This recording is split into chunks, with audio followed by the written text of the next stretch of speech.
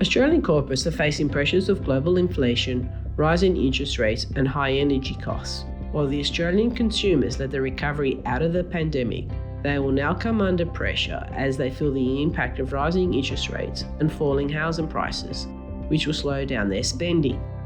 As such, some sectors will face more pressure than others. At the same time, global markets will be more volatile and disrupted. However, the credit quality of most corporates will broadly remain intact. Australian corporate balance sheets are generally strong and therefore able to cushion the impact. Australian corporate issuers' liquidity is also fairly intact. The biggest concern with liquidity are the sub-investment corporates. Mining, health, construction, building material producers and business service sectors are not only facing lower demand but also rising costs pressuring margins.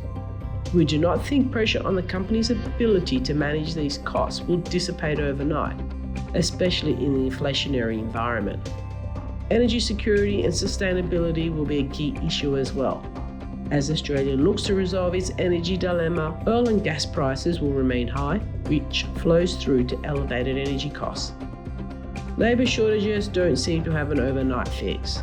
A lot of companies are still grappling with labour shortages or having to pay higher wages. We're also watching the impact of rising interest rates. We expect funding pressures will come through more gradually as and when maturities come up. The increase may also not be as great as it appears on face value. If the debt that needs to be refinanced was issued before the period of low interest rates, the differential delta in funding costs may be lower than the movement in official rates.